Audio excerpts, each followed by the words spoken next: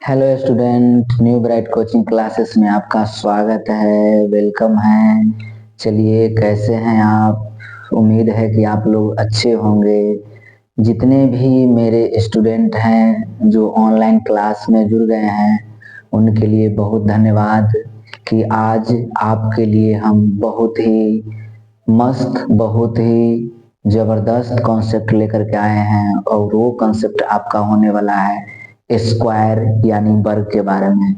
हम वर्ग के बारे में बहुत ही जीरो लेवल से और बहुत ही बारीकी से हर चीज को हम जानेंगे, देखेंगे।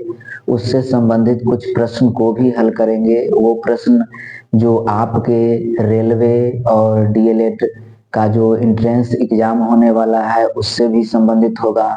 और जो विद्यार्थी 10th के हैं या 9th के हैं या फिर 8 के भी हैं, क्योंकि 8 के सिलेबस में भी स्क्वायर के बारे में, वर्ग के बारे में पढ़ना है, तो उस विद्यार्थी के लिए भी बहुत ही इम्पोर्टेंट ये वीडियो होने वाला है। इसलिए हमारे वीडियो में आप अंत तक बने रहिएगा। तो चलिए हम बात करते हैं वर्ग के बारे में। वर्ग, ये आपका वर्ग है, ठीक है। ये आपका वर्ग है। क्या है ये? आपका वर्ग है। इसमें हम ए लिख देते हैं, इसमें हम बी, और इसमें हम सी, और इसमें हम डी। वर्ग ये कैसे है, इस बात को हम कैसे पता करें कि यह वर्ग है, ठीक है। तो इस बात को हम ऐसे जान सकते हैं वर्ग का कि जिसकी प्रत्येक भुजा समान हो, जिसका प्रत्येक भुजा समान हो वो वर्ग होगा।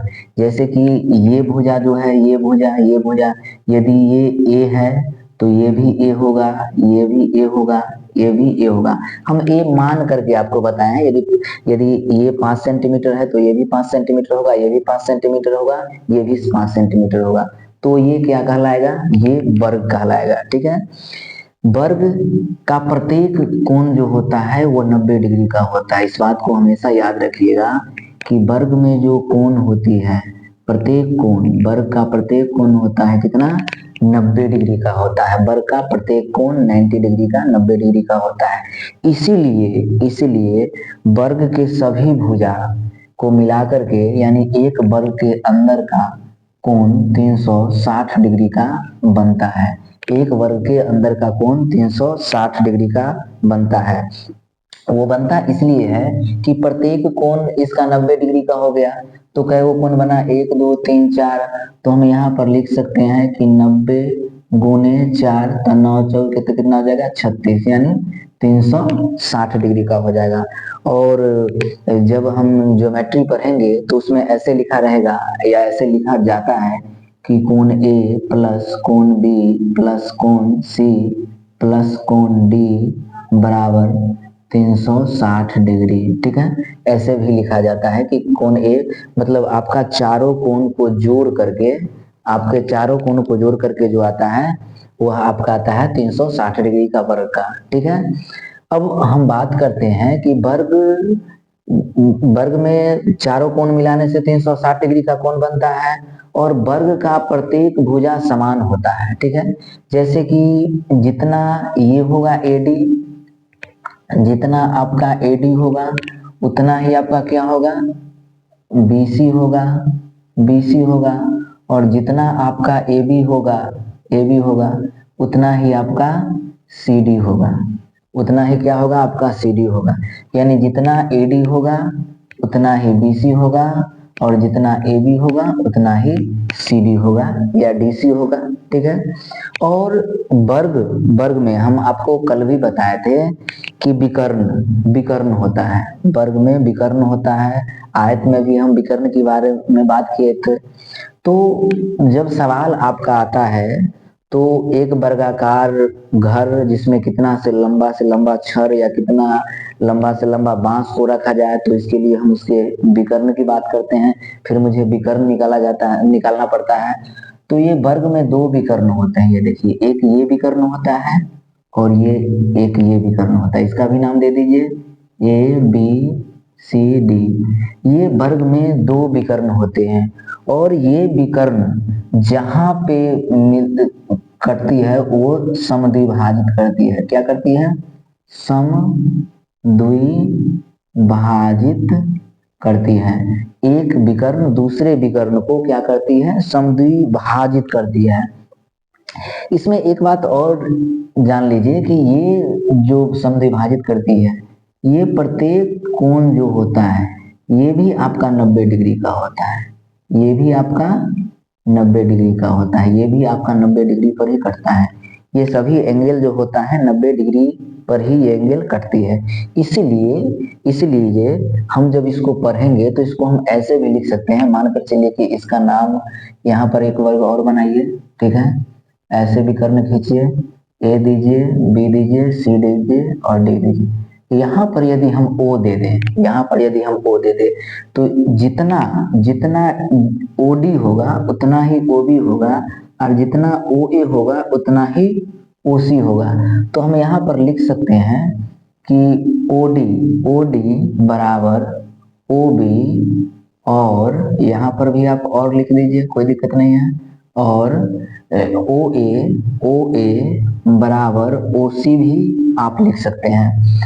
एक बात और कि एक जो वर्ग है आपका, एक ये जो वर्ग है आपका, ये वर्ग है, ये वर्ग में जब हम एक विकर्ण खींचेंगे, इसको ए, इसको बी, इसको सी, इसको डी लिख दीजिए, अच्छा लगता है। जब हम ये विकर्ण खींचेंगे तो जितनी भुजा इस त्रिभुज का होगा, डी बी सी का होगा, उतनी ही बराबर में होगा। जैसे कि त्रिभुज डी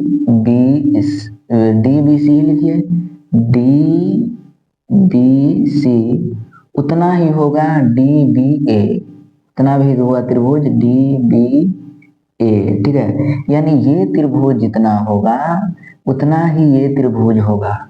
यदि इस त्रिभुज का हम मान यदि निकाल लें तो इस त्रिभुज का भी मान इसका डबल हम कर देंगे तो मेरा वर्ग का क्षेत्रफल जो है निकल जाएगा। यदि इस त्रिभुज का क्षेत्रफल निकाल लें तो इसका डबल कर देने से उस त्रिभुज का क्षेत्रफल निकाल लेंगे। और यदि हम इसको 4 भाग में यदि हम कट कर देते हैं, यदि दो विकर्ण एक दूसरे को यदि समद्विभाजित भी कर देती है तो जितना ये होगा ये भाग, उतना ही ये होगा, उतना ही ये होगा, उतना ही ये होगा। यदि मानकर चलिए कि इसका क्षेत्रफल 10 सेंटीमीटर स्क्वायर आया है तो हम एक लिख दीजिए, 1 2 3 4, तो यहाँ 4 से गुना कर देंगे क्योंकि ऐसा 4 त्रिभुज बना है, तो 10 चौके 40 मीटर स्क्वायर मेरा रिजल्ट आ जाएगा। यानी कहने का मतलब है कि इसका प्रत्येक भुजा जो होगा उसका समान होगा, प्रत्येक भुजा क्या होगा, उसका समान होगा, ठीक है, बराबर होगा, ठीक।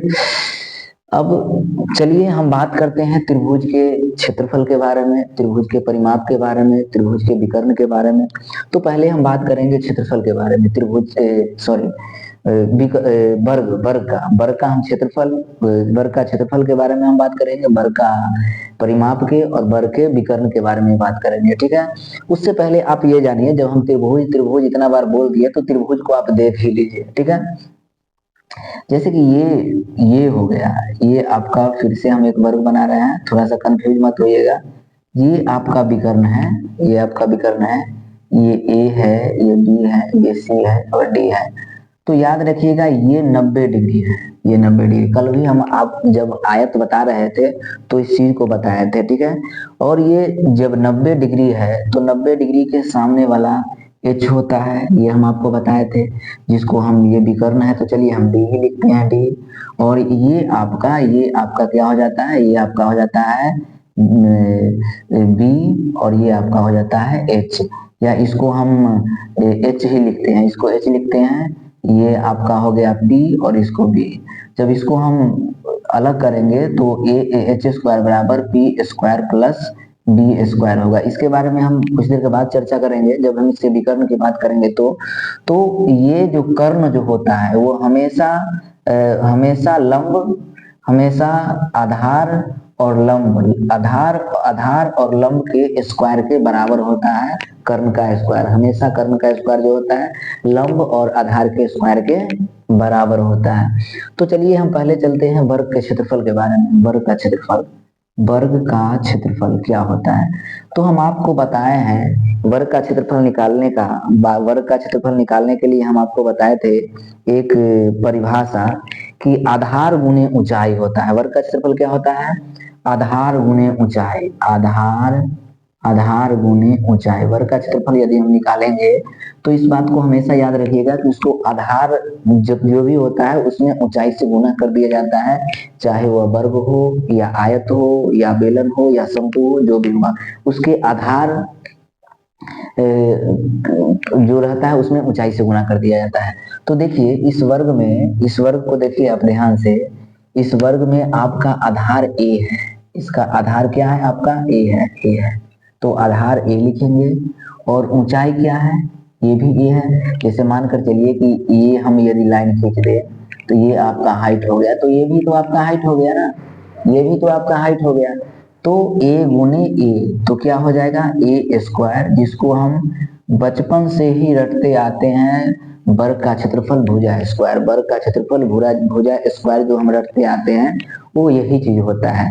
यानी कि आधार को हम ऊंचाई से जब गुना करेंगे तो हमारा क्षेत्रफल का रिजल्ट आ जाएगा। अब चलिए हम वर्ग के परिमाप के बारे में जानते हैं। वर्ग का परिमाप, वर्ग की परिमाप, वर्ग की परिमाप। वर्ग का परिमाप हम आपको पहले भी बताए हैं कि परिमाप निकालने का भी डिफिनीशन होता है सभी भुजाओं का योग। क्या? सभी भुजाओं का परिमाप निकालने के लिए सभी भुजाओं का योग। चलिए इसको भी हम लिख ही देते हैं। सभी भुजाओं का योग, परिमाप निकालने के लिए क्या होता है? सभी भुजाओं का योग।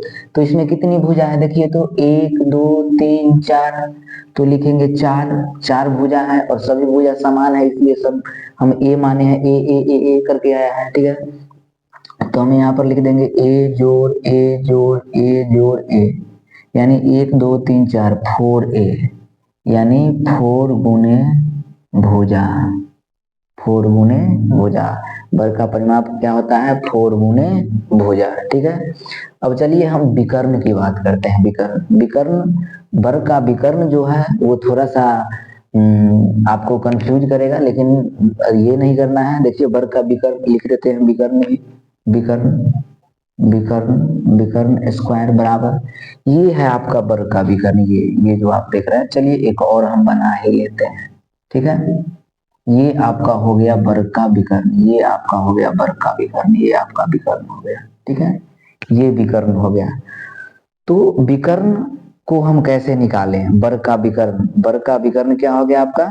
वर्ग का विकर्ण आपका ये हो गया, ये। तो वर्ग का विकर्ण जो होगा हमेशा ये होगा, ये क्या होगा? ए होगा। और ये क्या होगा आपका? ये भी भुजा है, ये भी भुजा है और आपको ये भी भुजा है।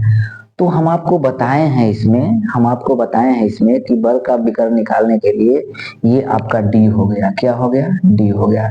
तो आधार का स्क्वायर और लंब का स्क्वायर यही होता है। आधार का स्क्वायर यानी और लंब का स्क्वायर बराबर क्या होगा? एच के स्क्वायर के बराबर होगा। तो एच को हम विकर्ण डी लिखे हैं, तो यहाँ पर लिखेंगे कि डी का स्क्वायर बराबर ए का स्क्वायर प्लस ए का स्क्वायर, ठीक है। क्या हो जाएगा? डी का स्क्वायर बराबर ए का स्क्वायर प्लस ए का स्क्वायर। तो यहाँ पर हम लिख सकते हैं कि डी बराबर रूट अंडर ए स्क्वायर क्या हो जाएगा? 2a square. इसलिए डी बराबर आपका हो जाएगा √2 गुने भुजा, √2 गुने भुजा। यही आपका विकर्ण होगा। क्या होगा विकर्ण?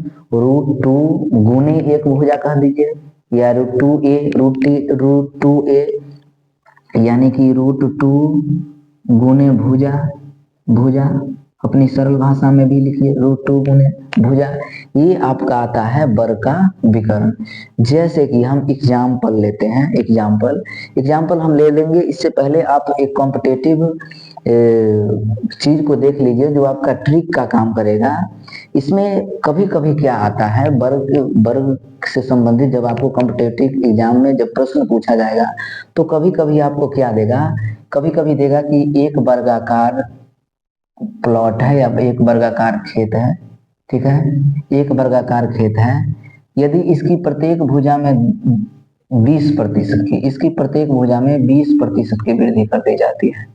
इसकी प्रत्येक भुजा में कितना कर देता है? 20% की वृद्धि। इसकी प्रत्येक भुजा में यदि 20% की वृद्धि कर दिया जाए तो इसके क्षेत्रफल में कितना वृद्धि हो जाएगा? यदि वर्ग के क्षेत्रफल में वर्ग की प्रत्येक भुजा में यदि 20% की वृद्धि कर दी जाए तो इसके क्षेत्रफल में कितना प्रतिशत की वृद्धि होगा? तो क्षेत्रफल में वृद्धि या कमी का ट्रिक होता है कि जब वृद्धि प्रतिशत में जब वृद्धि हो तो जुट जाएगा और प्रतिशत में जब कमी हो तो घट जाएगा। और इसका फॉर्मूला होता है a प्लस बी। इसका फॉर्मूला होता है क्या? इसका फॉर्मूला होता है a plus b plus a into b बटे 100। ये होता है वृद्धि का फॉर्मूला। और यही में यदि आप कमी का फॉर्मूला बनाइएगा तो इसे माइनस करके कमी का फॉर्मूला हो जाएगा। तो यदि 20% की वृद्धि करता है तो देखिए 20% की वृद्धि करता है, मुझे पहले से कितना है वो मुझे पता नहीं है, लेकिन ये 20% की वृद्धि करता है। ठीक है, तो आपका क्या आ जाएगा? ये ए 20, ठीक है, 20% की वृद्धि, और बी कितना 20 प्लस 20 गुने 20 अब बटे क्या आ जाएगा 100। ठीक है, ई जीरो से ई जीरो कट गया, ई जीरो से ई जीरो कट गया, यानी 20 20 40, 20 20 40 हो जाएगा, दो दो दो दूनी कितना हो जाएगा 4 हो जाएगा, यानी 44% की वृद्धि आपका क्षेत्रफल में हो जाएगा। क्षेत्रफल में कितना हो जाएगा? 44% की वृद्धि हो जाएगा। ठीक है, तो इस तरह से ये चीज बना लीजिएगा। अब चलिए बात करते हैं इसका, ठीक है, कि विकर्ण की बात। ठीक है, कि विकर्ण को हम कैसे बनाए, या विकर्ण यदि पूछ दिया जाए, यदि लंब और आधार दिया रहे और विकर्ण दिया रहे तो कैसे हम बनाएंगे। तो इस पर हम कल भी चर्चा किए थे। ठीक है, लेकिन आज कुछ दूसरा डिजिट लेकर के चर्चा करेंगे कि यदि आपका ये 6 सेंटीमीटर है और ये आपका 8 सेंटीमीटर है और विकर्ण पूछ रहा है डी क्या होगा, तो बताइए। ठीक है, विकर्ण पूछ रहा है कि डी क्या होगा बताइए। तो ये जो पाइथागोरस परिमेय है उसके आधार पर आप इसका विकर्ण जो है निकाल लीजिएगा। 8 8 64 होगा, ये क्या कहता है 6 6 36 होगा, रूट अंडर करके ये आ जाएगा आपका। ठीक है, अब हम यहाँ पे जिक्र करते हैं, यहाँ पे जिक्र करेंगे एक क्वेश्चन लेकर के। ठीक है, कि आपका यदि दे दिया जाए कि एक वर्ग है, ठीक है, एक वर्गाकार प्लॉट है जिसकी प्रत्येक भुजा 10 सेंटीमीटर है। प्रत्येक भुजा 10 सेंटीमीटर ही लीजिए, कोई दिक्कत नहीं है। प्रत्येक भुजा 10 सेंटीमीटर है तो इसका क्षेत्रफल निकालिए। तो वर्ग का क्षेत्रफल आप क्या लिखिएगा? वर्ग का क्षेत्रफल लिखिएगा भुजा स्क्वायर। ठीक है, तो 10 का होल स्क्वायर। ठीक है, तो 10 गुने 10 यानी 10 दहाई के कितना आ जाएगा 100 सेंटीमीटर स्क्वायर आ जाएगा। 100 सेंटीमीटर स्क्वायर आप ऐसे बना लीजिएगा।